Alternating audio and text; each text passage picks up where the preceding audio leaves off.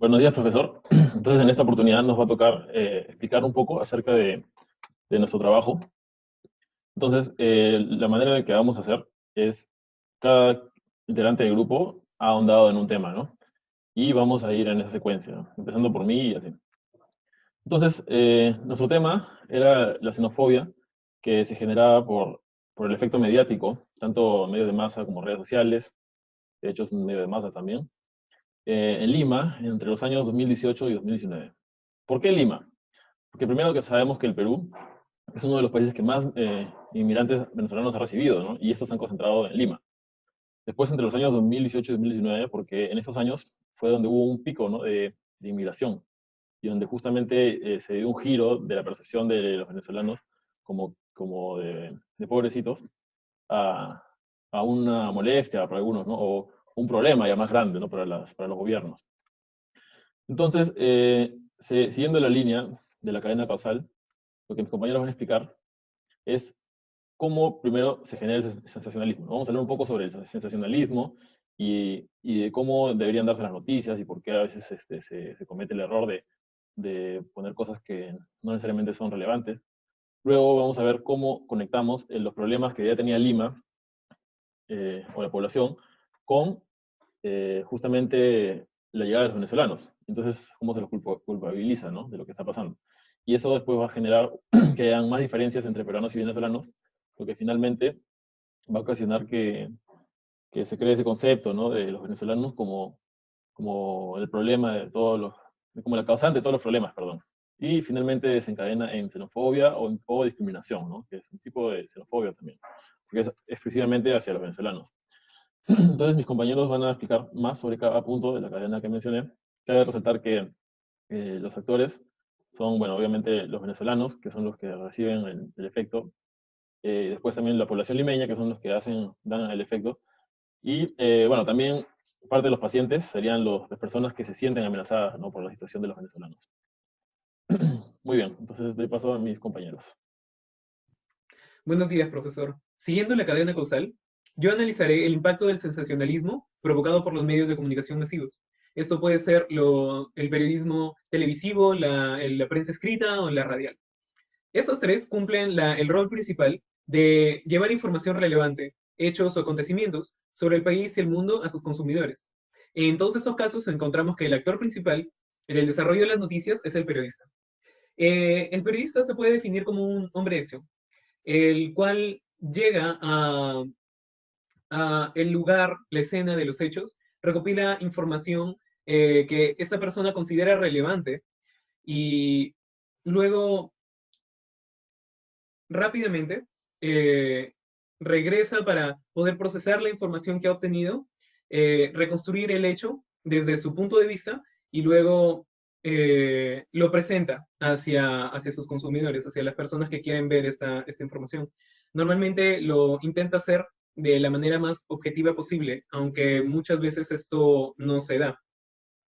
Lo que, lo que nosotros podemos observar es que el periodista siempre está jugando eh, en contratiempo, digamos. El periodista no puede quedarse demasiado tiempo dentro de este lugar de los hechos para recopilar información como, por ejemplo, es el contexto de aquellas personas, ni cuáles eran muchas veces el verdadero motivo de estas personas para que hayan desarrollado o tomado las decisiones que han acontecido, ni tampoco cuál ha sido la cultura de aquellas personas, dado que la ventana de tiempo es muy corta para los periodistas porque siempre tienen que intentar dar la información lo más pronto posible.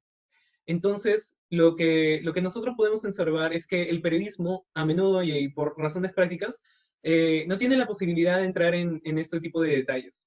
Y lo que sucede es que se corta partes importantes como por ejemplo es el contexto que hemos hablado al momento de dar la información.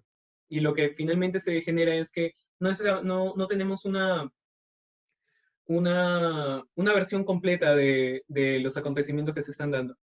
Además, dentro de un texto llamado Medios de Comunicación e Interculturalidad, podemos observar un set de reglas que los periodistas deberían seguir al momento de desarrollar una noticia. Una de estas reglas habla sobre la inclusión innecesaria de un grupo étnico, color de piel o país de origen de los actores principales del conflicto. Nosotros podemos ver que muchas veces se han presentado noticias como, por ejemplo, de grupo de venezolanos roban un banco a mano armada, o grupo o persona o criminal venezolano llega al Perú y XX cosas. Lo que muchas veces se genera es que, primero, la imagen que nos transmiten en las noticias muchas veces es superficial e incompleta. Y segundo, es que se va generando una falsa identidad, donde nos olvidamos que son personas específicas las que perpetran estos actos, y en vez de eso se comienza a generalizar a la nación venezolana en conjunto, cuando en realidad todo este grupo de inmigrantes eh, es, como cualquier nación, un grupo de personas heterogéneos, con identidades y contextos diferentes. Y de esa manera nosotros comenzamos a construir una imagen errónea de este grupo. Gracias. Buenos días, profesor. Bien, continuando con la exposición de la cadena causal que presentaron mis compañeros, el eslabón que me ha tocado profundizar es el de la canalización del descontento social de la población limeña hacia un chivo expiatorio. Bien, básicamente el concepto de chivo expiatorio alude a la transferencia de culpabilidad entre un principal actor, que es el que provocó el hecho o problema, hacia uno secundario que pudo haber tenido relación o no. Pero claro, el segundo actor es menos relevante que el principal. A esto, en el contexto que estamos trabajando, básicamente lo que pasó fue que se estigmatizó a la población venezolana como causantes de problemas sociales que ya aquejaban Lima. Por un lado, los problemas sociales como la delincuencia o la inseguridad ciudadana ya se venían desarrollando mucho antes de la inmigración venezolana. Existían en los medios de comunicación noticias de asaltos, asesinatos, entre otras cosas, mucho antes de la aparición y del suceso de la inmigración venezolana en Lima, ¿no? Pero básicamente la cobertura de los medios de comunicación sobre estas noticias en particular lo que buscaban era tener una reacción sobre la población. Esto lo pudimos ver a través de cómo la población limeña participaba en foros o en las redes sociales, o incluso dentro de los programas de noticias o en los medios de comunicación en general, con argumentos hasta cierto punto xenófobos. O, por ejemplo, es el caso de las campañas de xenofobia que se dieron en las redes sociales durante estos años, 2018-2019, que muchas veces buscaban, o mejor dicho, posteaban premisas xenófobas hacia la migración venezolana, reclamando que regresen a su país o que ya no deberían estar acá. Sin embargo, pese a que estos términos de violencia e inseguridad ciudadana fueron acuñados para estigmatizar a la población venezolana, encontramos información de que, por ejemplo, según la Policía Nacional del Perú, de todas las denuncias que hubo entre los años 2018 y 2019, tan solo un 6%, creo que un 5% del total de las denuncias eran hacia inmigrantes venezolanos o personas de origen venezolano. Entonces, el resultado de la racionalización de estas noticias causó un sentimiento de miedo e incertidumbre, ¿no?, en la población. Y este miedo e incertidumbre se transformó en algo que estaba en origen a lo desconocido dentro de la sociedad limeña, que en este caso sería la población venezolana. Buenas noches, profesor. Y por lo expuesto anteriormente por mis compañeros, vemos que simplifica la diferencia entre peruanos y venezolanos. Los estereotipos en general se pueden desglosar en dos dimensiones principales: aceptación o calidez, según Fiske, y competencia. Aceptación hace referencia a la imagen pública del grupo ajeno, llamémoslo así, y competencia al rendimiento y aptitud percibidas en el ámbito laboral por los grupos locales. De momento, para nuestro caso, el grupo ajeno vendría a ser de los venezolanos, y usualmente este grupo ajeno tiende a verse con ambas dimensiones opuestas, es decir, si tienen alta competencia tendrán baja aceptación, y si tienen baja competencia tendrán alta aceptación. Sin embargo, en Latinoamérica se ha observado un fenómeno y vuelve necesario agregar dos dimensiones adicionales para evaluar la percepción sobre un grupo: la moralidad y el nacionalismo ideal. La importancia de estos dos variarán según el país e incluso la región en la que se está evaluando el ingreso de un grupo ajeno. En el caso del Perú, por ejemplo, no existe una dimensión de nacionalismo ideal. Esta no tiene un efecto en la dimensión de aceptación. Probablemente se deba a la diversidad de etnias y culturas que conviven en el país, por lo cual no se logra generar un patriotismo y una sensación de peruano ideal, como sí ocurre en otros países. Por lo tanto, la moralidad se vuelve la dimensión definitiva, que complementa a la dimensión de competencia para poder hacernos una idea de la aceptación que va a tener un grupo ajeno.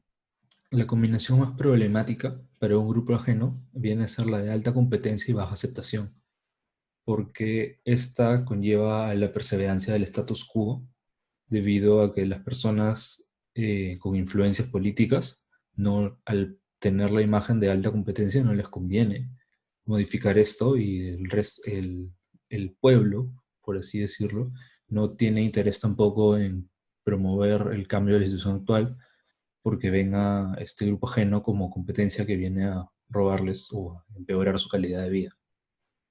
Entonces, se crea la noción de que este grupo ajeno se merece las condiciones en las que vive.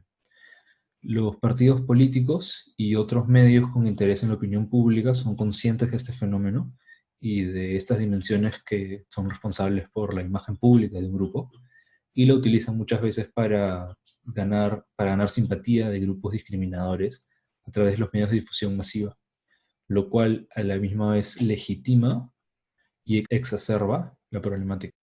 Bueno, antes de hablar o de explicar netamente qué es la xenofobia o qué nos lleva a esto, primero tenemos que ver por qué es que comúnmente o actualmente se suele relacionar a los venezolanos, bueno, a los inmigrantes venezolanos, como la causa directa de algunos problemas en el Perú, como puede ser una baja tasa laboral y una alta tasa de delincuencia.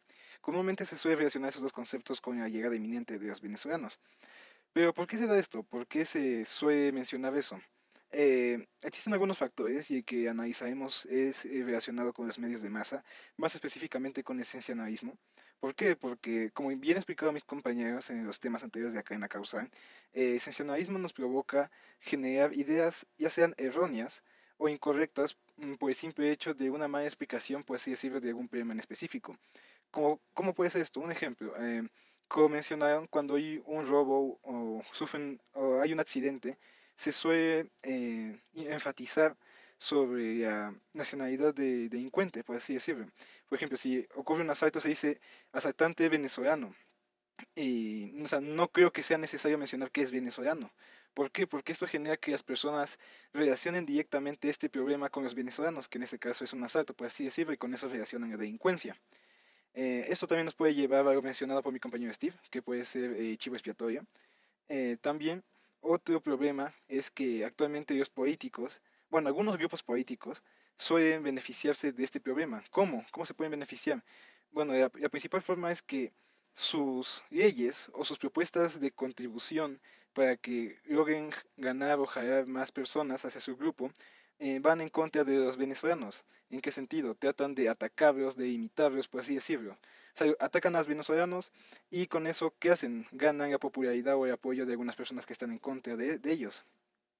Es por eso que comúnmente se suele apreciar algunos problemas en la parte política, y tampoco es que la política nos ayude a reducir esta idea incorrecta de que los venezolanos son la principal causa de los problemas, porque estos problemas no son problemas actuales o nuevos, mejor dicho. La tasa de delincuencia siempre fue un problema en el Perú, y incluso antes de la llegada de los venezolanos. De igual manera, la tasa laboral. ¿Por qué? Porque en el Perú, por ejemplo, la tasa de informalidad es muy alta, y esto que provoca que la mayoría de personas se vaya más a ese lado informal. Y la delincuencia, ni qué decir, que siempre fue un problema muy constante en el Perú que siempre tuvimos, y no es bueno relacionar la llegada de los inmigrantes con estos problemas.